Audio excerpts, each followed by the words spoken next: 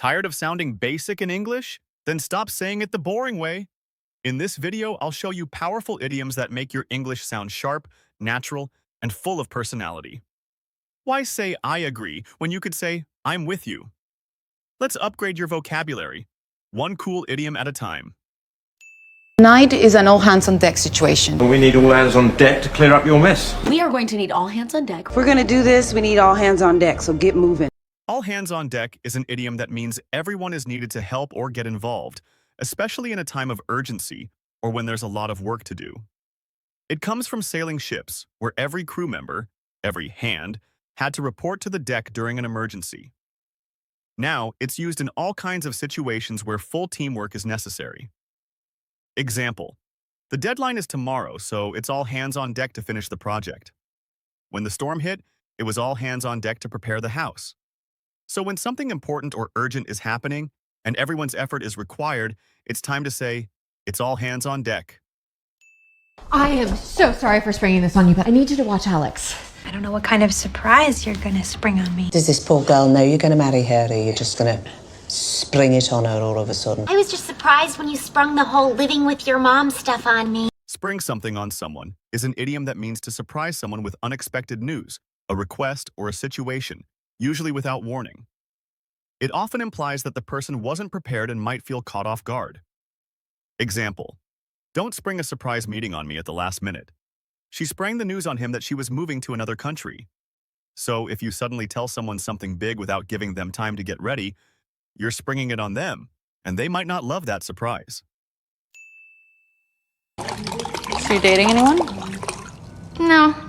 Slim pickings in Warfield. All the people you just graduated with are going to get the good jobs, and you'll be left with whatever slim pickings there are in September. Lab results came back on Colton. Slim pickings. Nothing to help you identify your killer, I'm afraid. We're compiling a short list of VP candidates for you to look over, as well as more potential cabinet appointees. Unfortunately, it's still slim pickings, sir. Slim pickings is an idiom that means there's not much available to choose from. The options are few and not very good. You use it when there's a shortage of something, or when what's left isn't very desirable. Example: I got to the sale late and it was slim pickings. Most of the good stuff was gone. We tried to find a restaurant open after midnight, but it was slim pickings. So when your choices are limited and not great, you can say, it's slim pickings. Don't ask me how, but I pulled some strings. And I managed to get you both on the A-list. I had to pull some strings, but I was able to get everyone passes to the entire conference. I know some people on the board of the private school you're trying to get your daughter in, so I pulled some strings and got her enrolled. I pulled some strings, and you have an interview in 2 hours. Pull some strings is an idiom that means to use your influence, power, or connections to get something done, often behind the scenes or in a way others can't. It's like secretly controlling a puppet. You're not doing things the normal way, but you're making things happen through people you know. Example: I didn't get the job on my own. My uncle pulled some strings for me. If we want those tickets, we'll need someone to pull some strings. So when someone makes things happen by using their network or special access, they're pulling some strings. Before I proposed to Tiffany, I wanted to run it by my buddies that I played ball with at the local playground. When I first had the idea, I ran it by her, and she was so happy for us. Stealing a fucking run it phone? by me. If you're gonna be stealing stuff, you gotta run it by you. Run it by me. Okay, Nick, will you hold this for a second? What are you doing? Don't run. I'm not gonna run anything by you. Run something by someone is an idiom that means to tell someone an idea or plan to get their opinion, approval, or feedback. It's often used in conversations when you want to check with someone before making a decision or taking action. Example: can I run something by you? I'm thinking of switching jobs. Before I finalize the design, I want to run it by my boss. So when you say, let me run this by you, you're asking someone to listen and give their thoughts before you move forward.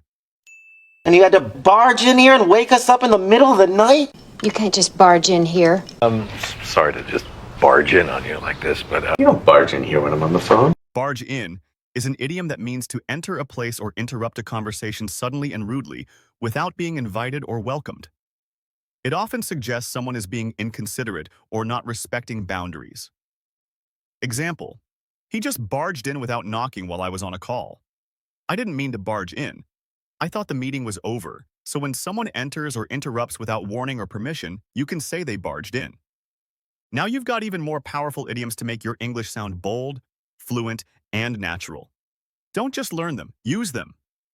If you enjoyed this, give it a thumbs up, share it with a friend, and let me know in the comments which idiom you're going to try first. See you in the next one.